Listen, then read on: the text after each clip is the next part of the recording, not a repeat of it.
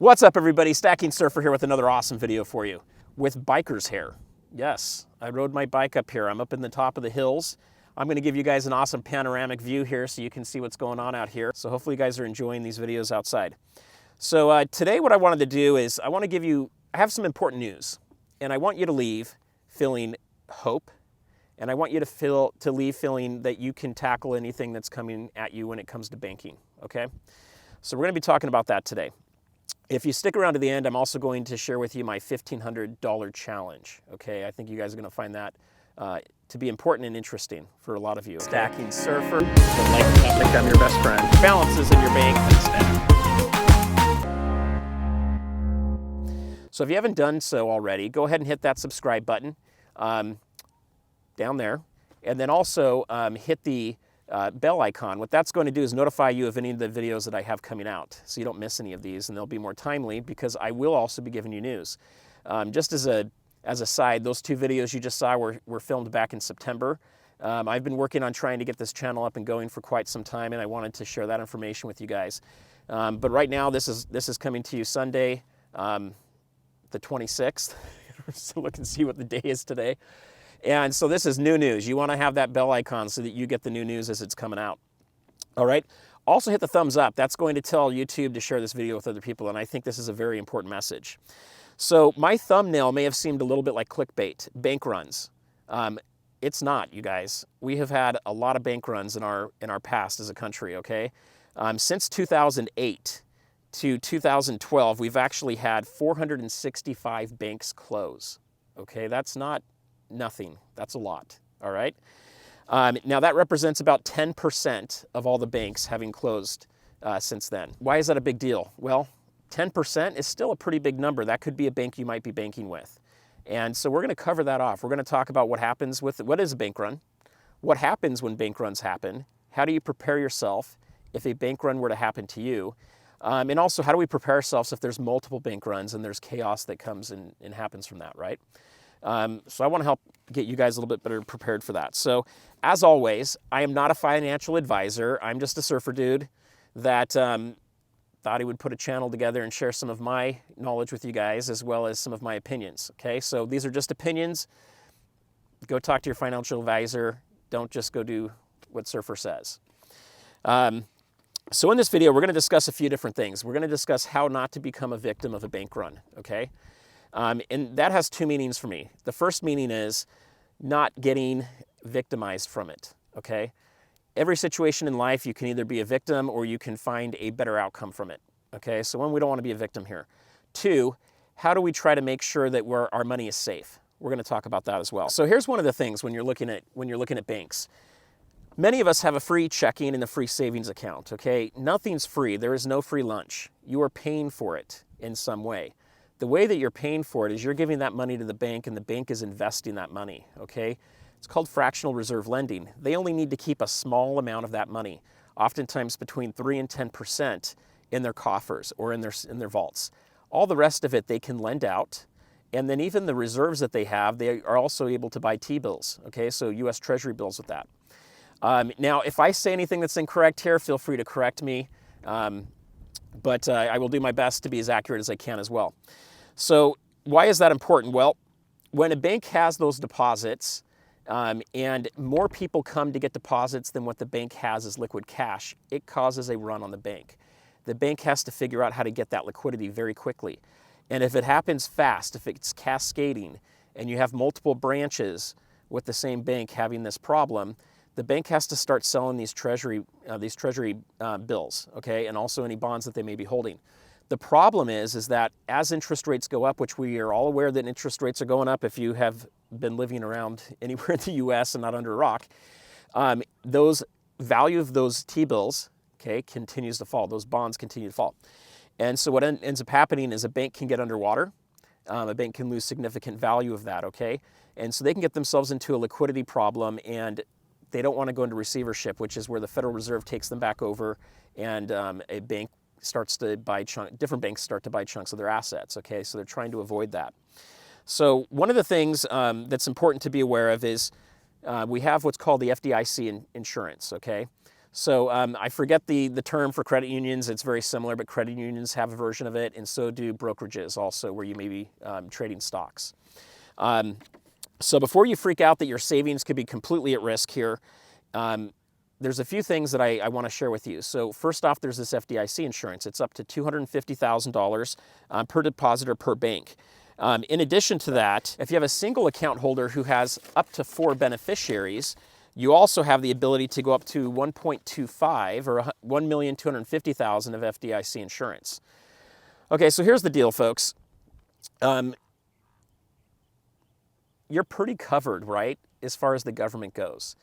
If the government were not to cover you up to that amount and you have an account that is qualified for that, we have a much bigger problem on our hands than just getting your money out. We have a complete collapse of the financial system, okay? So right now, this video is not talking about a complete collapse. We're talking about a bank, a credit union, a regional bank having a problem and how to safeguard your money there. So if you folks are rich enough to have a trust and need to have that 1.25 million in FDIC insurance, congratulations to you. That's the American dream. We all want to be there. So good for you. Do not rely on the word of the bank, okay? So I had a family member that called up the bank and talked to a teller, and the teller said, yes, you're FDIC insured in this bank. And I said, did they look at your accounts? No, but they told me they have FDIC insurance. I said, that doesn't mean anything. You got to figure out if your stuff is FDIC insured. So then they called back, they talked to their attorney, and their attorney has set them up in a trust, so they're okay, okay? If you go into your bank or you call your bank, it's important that they pull up your account. It's important for them to see and check and see if you're actually in those accounts, the right kind of account, okay? And the reason that's important is if you have a high yield savings or if you have a money market, oftentimes those are not covered. So you think you're making all this great money and interest, which in reality you're actually still making below the rate of inflation, so it's a negative return on your investment, but it's just less than, it's better than if you weren't making any return. But if you lose the money because it's not FDIC insured, well then that's bad on you. That's just what has happened with a lot of these banks and crypto exchanges. So that's what happened with Celsius, that's what happened with FTX, and then also what you had with Silvergate. Okay, those are some of the problems that they ran into. So look, folks, what I want to help you understand is 97% of all the SVB depositors, which is the bank that started a lot of this off here a few weeks ago, most of them had over $250,000 per account. And so the government thought that that was something that was too big to fail, so they bailed out the depositors that were over 250. They broke their own rules, okay? If we have more and more banks do this, I don't know if they'll keep doing that. At first they said they would, and then Janet Yellen came out and said that they would not necessarily do that. Specifically what she said is it's a case-by-case basis. We have to decide whether it's worth doing it or not. I will share a video with you on that as well, and we'll go into that detail. Chair Powell, you've stated twice today that all depositors' savings in the banking system are safe. Are you saying that de facto deposit insurance covers all savings? Shouldn't Congress have a say in that? And just by way of example, if a bank with less than $1 billion in assets failed, are you promising to bail out all of its depositors? Thanks. Well, I'm not saying anything more than I'm saying. So, but what I'm saying is you've seen that we have the tools to protect depositors when there's a threat of serious harm to the economy or to the financial system, and we're prepared to use those tools. And I think depositors should assume that their deposits are safe. All right, Danielle, I see you shaking your head there. I'm shaking my head. Michelle, at the same exact time, blocks away in congressional testimony, Yellen was saying that all deposits are not covered. And I think that that's why right now the market's closed in such a state of confusion to have the chair of the Federal Reserve and the Secretary of the U.S. Treasury at the same time at microphones broadcasting opposite messages. So there is clearly a large leadership vacuum in Washington, D.C. right now. Janet Yellen was probably never the right person for this job. But saving a bank that is important to the financial system, as you could argue, Silicon Valley Bank, the 16th largest in the country, you could argue that that was an important bank. But saving that bank and the bank that the reporter hypothetically cited as $1 billion in assets, those are two different things. And the implication was, well, we'll just let the small banks go. So here's the deal. If your bank goes down and the FDIC insurance kicks in, it can take some time for you to get that money back. So some of the tips we're going to be talking about is how to prepare for that, okay?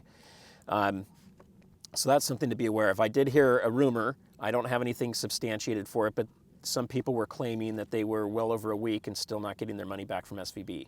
So that's something to be thinking about as well. According to the Federal Reserve's latest data on December 2021, U.S. banks held about $3.5 trillion in U.S. Treasury securities, which represents about 13% of all U.S. Treasury securities outstanding. Did you catch that? $3.5 trillion is a ton of money. It's a lot. So this means just about every bank is doing this, if not all of them, okay? Each of them is going to have more or less of those, but this is something that could be a big deal. So this isn't clickbait again, guys. This could really happen. We could have some huge issues coming up here. So if you're thinking, holy crap, surfer, how do I safeguard my cash? What do I do? Do I run and go take it all out of the bank? No, please don't do that. You will cause the problem I'm talking about right now. We don't want to cause that. We just want to be safe and we want to be prepared, right? Okay, so first, what I want you guys to do is calm down. Take a deep breath here, all right?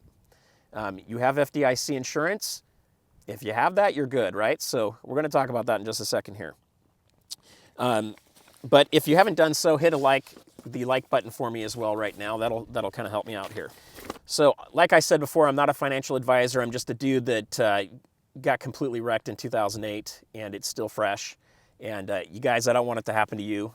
I want you to be safe. I don't want you to have to deal with bank issues. I don't want you to have to deal with your money getting tied up or any of those potential situations, okay? So let's go through some tips. I've got 5 tips for you right here that I think are going to be important, okay? So tip number 1, call or visit your bank immediately, okay? You don't need to get a ticket speeding. You just need to make it a priority. Go down there and just make sure that your bank account and savings and checking accounts are covered by FDIC insurance, okay? And ask the question, say, is my account covered? Okay. Is there anything I need to do to make sure that my account is secure? If you happen to have multiple accounts, ask them how that works so that you're clear on that and you understand it, okay? If they tell you your account is not covered by FDIC insurance, then ask them how you can move into another account that is, okay? I think that's going to be very important for us going forward as well. Number 2, have some emergency cash on hand. While you're down at the bank, pull some cash out. I'm not telling you to pull it all out. I'm telling you to pull out enough cash that you're comfortable with having in your house that can get you over an emergency type situation. For some people, that's going to be a weekend. They don't have a lot of cash. For other people, that's going to be a week. For some, they're going to want to go a month or 2 and whatever they feel comfortable with doing, okay? So that's something that I definitely recommend. I'm bouncing around here a little bit. Hopefully that's not too bad for you guys. Okay, number 3, consider using multiple banks. Okay, about 6 months ago, I moved from just having one of the large top 5 banks as an account to opening up a credit union. And I moved some savings into that. Now, I'm also hearing credit unions could have a higher risk and other regional banks because they did a lot of car loans, and we're hearing that there's a lot of repos going on there as well. So right now, you see a lot of people freaking out, pulling their money out of smaller banks and trying to put in the big ones. I'm not going to tell you what to do as far as that goes. That's up to you. But what I will tell you is having multiple banks is a good idea. Having regional banks, having credit unions, having the big national banks is a good idea. I would have at least 2 accounts. If you have more like $250,000, I might even split that up into 3, 4, or 5 accounts. It's up to you to decide what you want to do with that. But the more accounts you have, the less likely to have all of them go down at the same time. Okay. Number 4, consider investing in precious metals. Many of us like to call that stacking. So you'll hear people call it gold stacking. You'll hear it silver stacking. That's why my name has stacking in it. I think it's an important thing to do. Gold and silver investing is something that I got into several years ago, and it has been an awesome thing for me. I've actually made money from it, flipping some of my more collectible coins. Majority of the silver I have is silver that's set up for lower cost of the silver, but I do have collectible coins as well. But anyway, it's important to have some silver and gold in your house. My suggestion, if you can afford it, is to have a minimum of $1,500 worth. And you know what that looks like is it's about a half an ounce of gold and it's about 12 ounces of silver, okay, to just kind of throw that out there. So that brings me to my $1,500 challenge. If you don't have gold or silver at your house, I highly recommend you go out and get some. So if you are looking to do that, leave a message down below that says $1,500 challenge, and I'll go ahead and put a video together this week to tell you a little bit more about how to go and buy precious metals, where to go, the best bang for your buck, which metals are the best to get, or which kind of coins or rounds are best to get, and I'll put a video together for you on that. And then that brings me really to our last final tip, which is to get some extra provisions. Look, we live in an uncertain world. We don't know when there's going to be crazy things that are going on. Could we have riots again? Sure, we could have riots again. And maybe you can't go into your city because it's not safe, but you're hungry. I live here in Southern California. Could we have an 8 earthquake? We sure could. It's like way overdue. Having at least a couple weeks worth is going to hold you over for most major problems. So thinking like Hurricane Katrina, I think some places it took about 2 weeks for everybody to get taken care of. So having that there. That includes having extra water, having some extra food. You don't need freeze-dried, it's more expensive. One of the things you can do is when you're at Costco, if you go to Costco, BJ's, Sam's Club, any of the wholesale clubs, none of them sponsor this channel, just mentioning names, you can go pick up some extra chili, you can pick up some extra canned corn or canned beans, okay? It's not too expensive. A lot of times you can get them for like, with inflation now, I think it's like $14 or so. It's maybe 21 bucks, somewhere around there. But pick up some extra food so you have that around, okay? So anyway, this is the Stacking Surfer. So thank you for watching this video to the end. I really appreciate it. And until next time, peace out.